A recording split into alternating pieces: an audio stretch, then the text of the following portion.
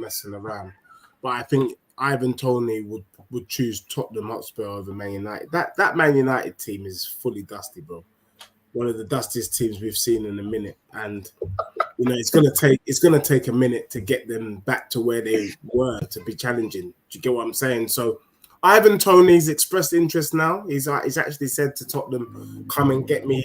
Tottenham want to get him for about 40 mil. We don't want to spend 60 mil. It makes sense. 20 mil is still 20 mil, even if you say it quick. It's a lot of money. Do you know what I'm saying? So and I think that's really what it is, and that's what we're holding out for. And I think we're right to hold out for it. But see Toney going to United, they need a major overhaul. I mean, Man United fans just a week ago were shaking their bum absolutely violently. It was borderline X-rated. And then their star defender looks like he's out for the first 3 months. I mean, crikey. I mean, if it ain't a disaster, I don't know what else is. So for me, I'm not laughing at the calamity of Man United, but Man United can't be taken seriously. Ivan Toney comes to Spurs. It looks like Neto is coming to Spurs as well. I saw that. Agreed, is that done? Is that personal terms been agreed? Almost done. We've agreed personal terms with him. We just need to pattern 1 or 2 things with Wolves, but Wolves have said as long as they get the money that they're looking for, then he's out the door. So for me, I'm like, thank you very much. We'll take that all day long.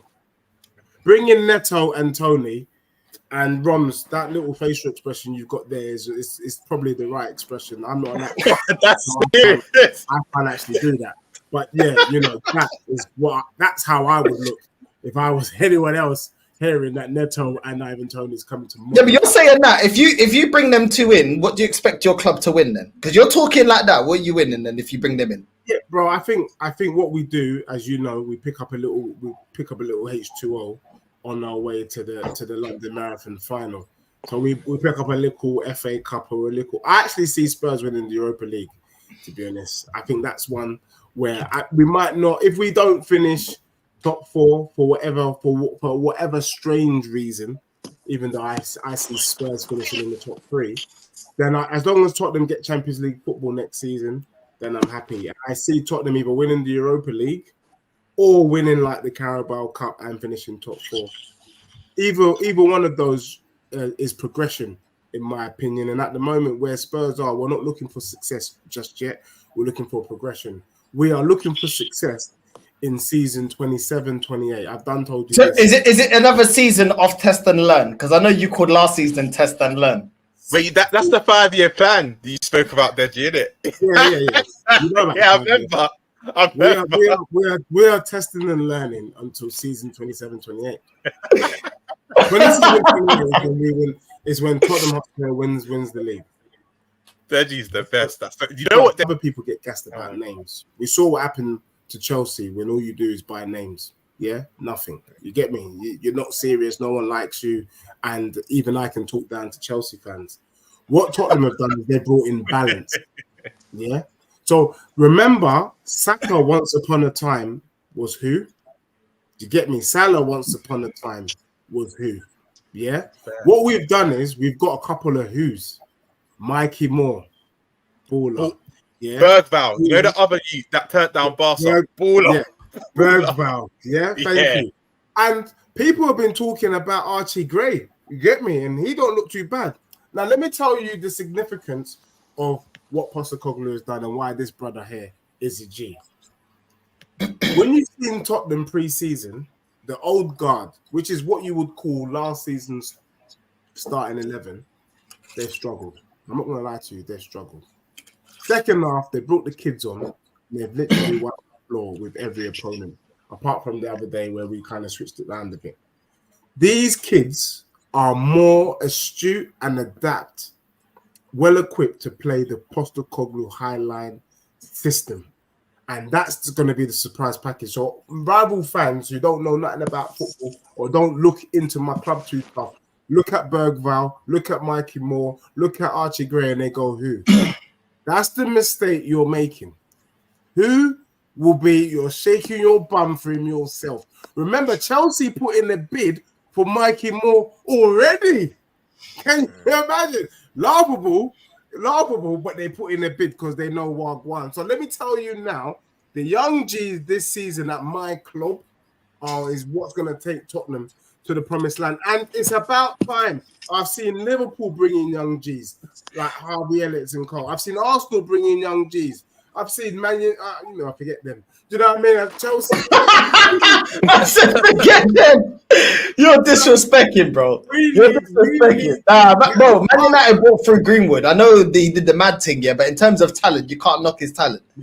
Greenwood and even and Kobe Maino's sourcing as well. You know what I'm saying? So you got to be fair there, Deji. We're bringing in our own menus right now. You get me? The Mikey Moores, the Deji. Are you with Deji? Are you in the title race this season? Are we involved? Are you in the title race this season? Are we in it? Are we involved in it? 100%. Yeah, I think Tottenham are gonna. I think Tottenham are gonna go all the way, like in the race. Bro, all right, that's why I respect you because you've got eyes. I feel like he's trolling. Wait, Spiano, you trolling or do you mean that? Yo, Rod, come on, bro. You know me, bro. I'm a good guy, bro. I do things like that, bro. Fair. Nah, listen, Deji, don't. I know what Fuad's doing, you know. He's gonna gas it out. I don't know how genuine that is. Think about this, Deji. This comment here, balance. You don't have cover for Madders, one injury to him, and they got no one to unlock defenses. What would you make of this comment, Deji? They just bought a player from Leeds. The person who made that comment is probably from Portsmouth.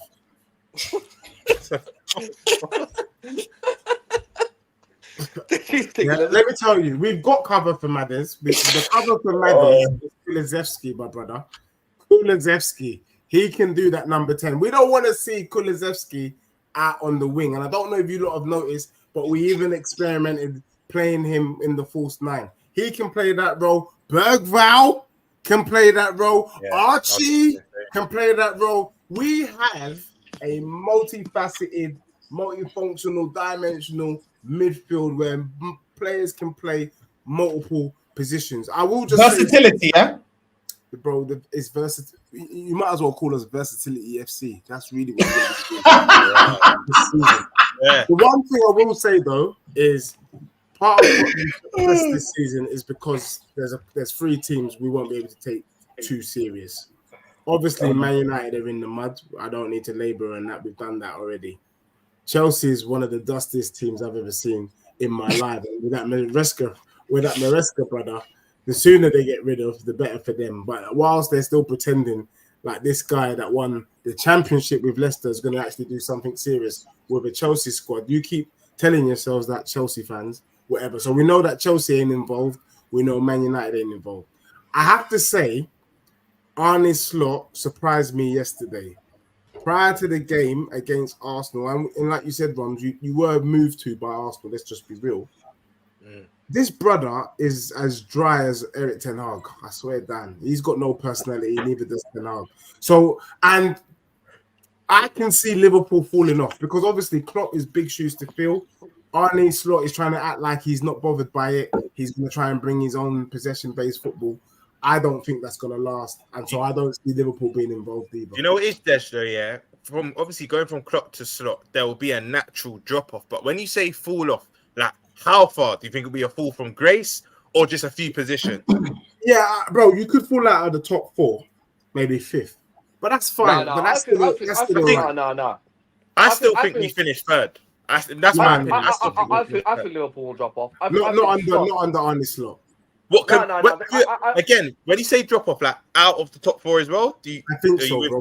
Bro, you know the Prem is a madness, bro, and he's not managed here. I know about your team. When the going gets rough, you get a couple in. Your team, when the going gets rough, you get a couple injuries. Is he gonna be able to deliver the good? You ain't brought nobody in either, bro. I'm worried for you, man.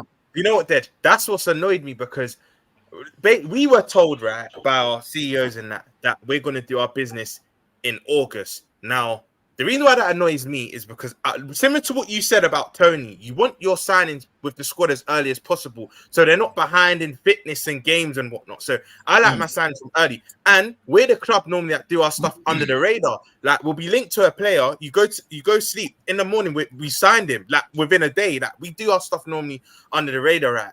But I still believe we will sign players, but we just won't prioritize the positions we need. I mean, I rate Anthony Gordon, but we need a 6 before we need a winger. Like, what are we doing? Like, do you know what I mean? I think it's gross negligence, bro. So that's the reason why I'm getting worried now and slightly annoyed is because we need to get players in now. We need that 6. But in terms of finishing position, I still believe the players at Salah, your players at Trent, your Van Dijk, your Alissons, them world-class, them game-changing players, I still feel that will be enough. We're not challenging. I'll say that from now. My expectation is to challenge, but I can't expect that from a manager in his first season. That, let's be honest, I know he's won the league, but he doesn't have mad pedigree.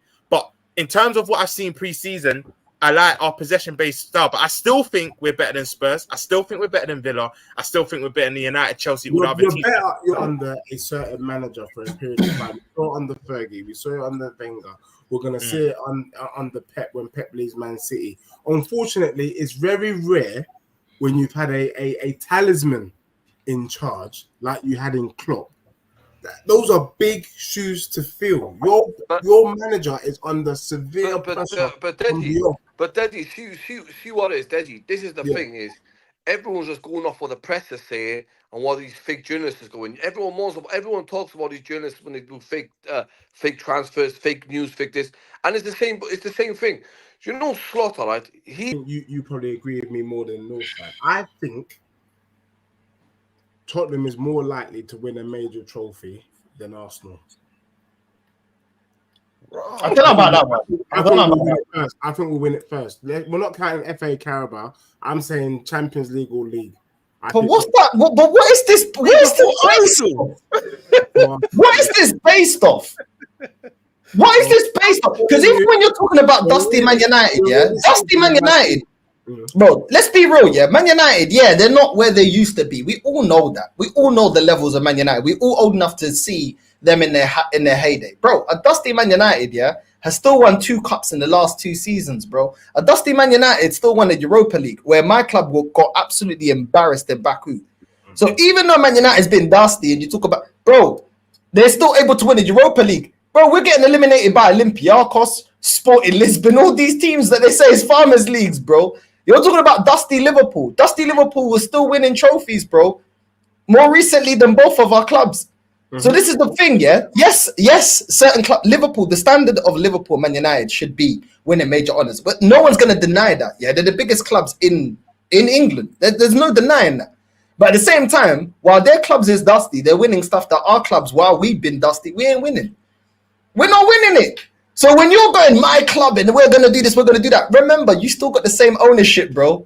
Finessing you every season, bro. But you know, the one thing I will say is that sometimes, with the owners, even if they don't want to spend, and a lot of it is kind of like you throw the cards out, and hopefully you strike a bit of gold. When we got did that last season, when we brought in Pochettino, we weren't expecting anything, to be honest. We were just hoping to do something, and Pochettino. Kane been replaced? That's the big question. Why has he not been replaced? It seems that your ownership is pocketed the money again. Who have you seen? You've just told us about Bucharest, Who's out there that could replace Kane? Who? How much money did you sell Kane for again? I know, bro, but who's out there that you can... No, how much? I don't even remember the price. How much did you sell him for? You sold him for 100 mil, but bro, do you know what it is? Okay, 100 mil. No, you're telling me who's out there, You don't have to listen. We all know there's hardly any world-class strikers out there right now, but you can still get the best of the rest. You can still do that because it will still improve you. If Arsenal get the best of the rest, it still improves us. If Arsenal get Isak, he's a better striker than Jesus. He's a better striker than Havertz. He's a better striker. If you go out there, put 100 mil, and then add to that with your transfer budget, and then go get Isak, use the Harry Kane money. You're asking me. Use the Harry Kane money. Put an extra 30, 40, 50 M's on top of that of your transfer budget. You can go out there and get an Isak. That's the best of the rest. Is Isak better than Richarlison? So why not? It's better than what you got, so it's an improvement. And I got the same energy from my club, bro. I got the same energy from my club. Is a different. This is what I don't get from fans, bro. Like Roms, they'll say, "Oh, there's no quality in the market." Wait, hold on. Is the strikers on the market better than what you have in terms of Arsenal? Yeah, they are. I think they are. Tottenham. If they get Solanke, they're going to. You get me, bro? So you're not going to improve. But then last season they told me in January we can't buy a striker because nobody sells in Jan. So why am I waiting to Jan for? But now you're in the summer. So like, there's no excuse now. Would you take There's no Solanke? excuse.